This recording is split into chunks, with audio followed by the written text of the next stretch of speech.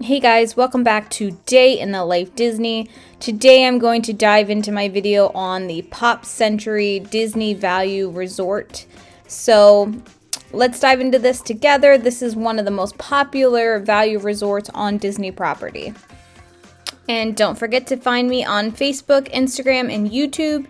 And let me know in the comments below what type of videos you want to see next on my Disney Day in the Life channel. Are you planning your next Disney trip and don't know where to start? Reach out to me.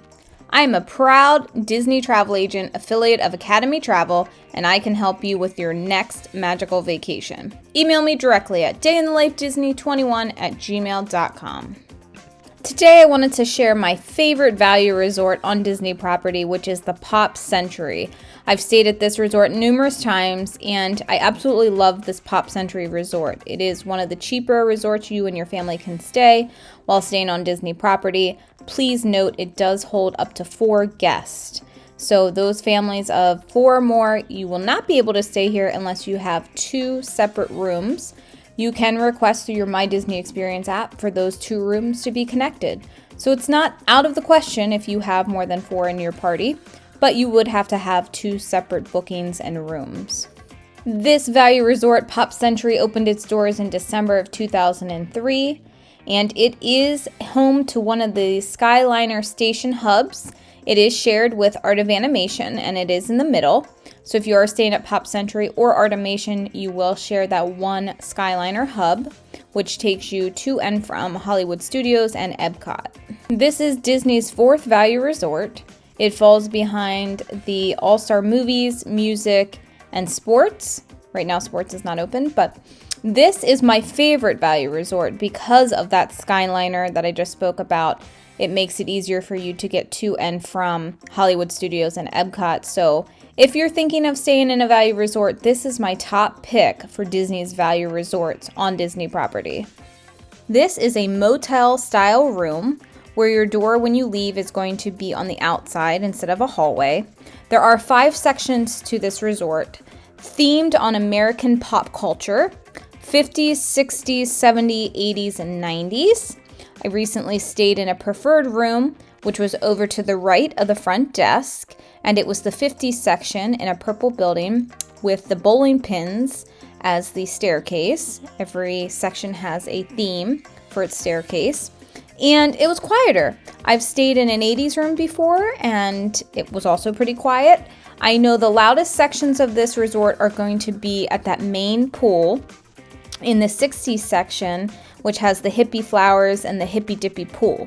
So if you're looking for a little bit quieter of a stay when you're at the Pop Century, ask for an 80s room or the 50s, and they are considered preferred, which is going to come at just a little bit higher price point.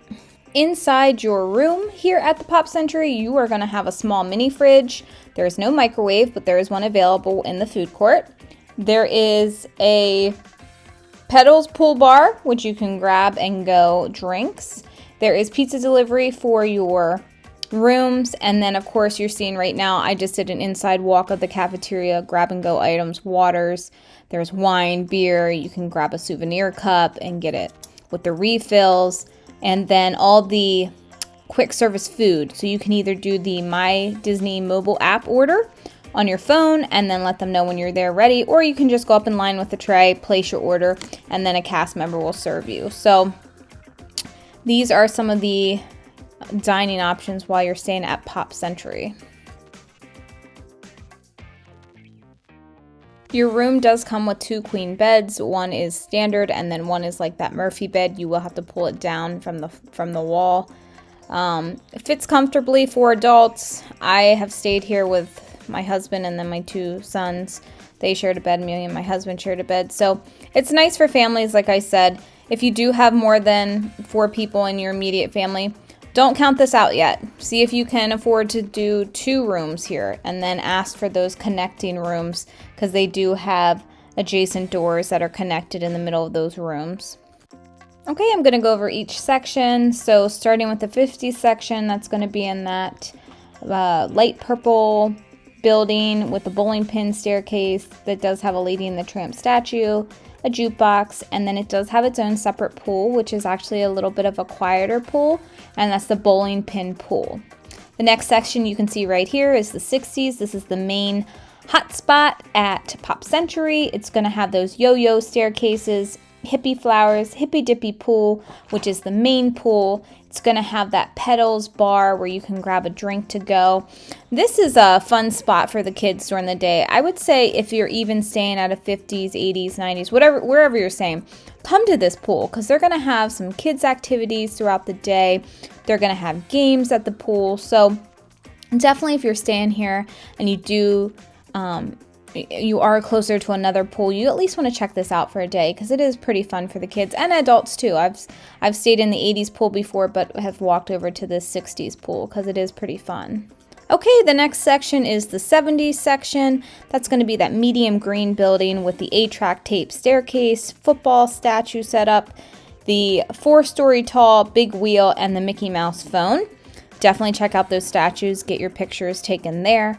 I see a lot of guests do that throughout their time at Pop Century. One thing's nice about the 70s is it's going to be near the front where the buses pick you up.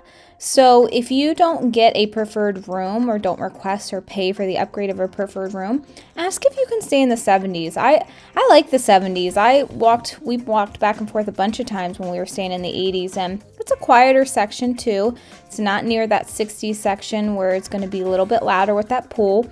Now the 70s section does not have its own pool, so you'd either have to go to the 80s pool or that main pool, which is the 60s hippy dippy pool.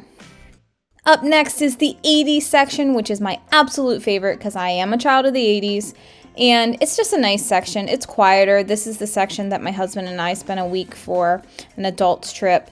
It is going to be the Rubik's Cube staircases. It's going to have a Roger Rabbit statue, a giant Walkman, a Mr. Potato Head, and Pac-Man. So make sure you check that out and get your pictures taken there. The 80s section does have its own pool, which is actually a very nice quiet pool for adults. Less kiddos are going to be in this pool. Less people in general are going to be in this pool because they're going to want to hang out by the main entrance. So also this section, the 80s, is close to the buses where they come and pick you up. So if you don't get that 70s section and you don't upgrade to the preferred, ask for an 80s section. I really do like it. It's very quiet. And then lastly is the 90s section. That's going to be those cell phone staircases, the giant laptop, the rollerblades, and the giant floppy disk. So make sure you check out that section. Overall, I love this value resort. This is one that I will keep coming back to. This is the one that I recommend most of my clients for their first time Disney, for that group of 4 and under. I just like it. I'm just used to it, and the Skyliner has just added so much more value to this resort. So I would say if you're considering going to Disney and you're really on a budget or trying to be frugal and want the cheapest resort possible, this isn't going to be the cheapest resort possible. But in my opinion, this is the best bang for your buck that's out there on Disney property. So let me know in the comments below if you've ever stayed at the Pop Century or if you're going to be staying at the Pop Century. I'd love to hear from you. Also, like I said, find me on social media, Facebook, Instagram, and YouTube, and let me know what you think of these videos and anything that you can recommend for what you want to see next. I definitely want to help all my viewers out there get to Disney. All right, guys, have a great Disney day, and thanks for watching.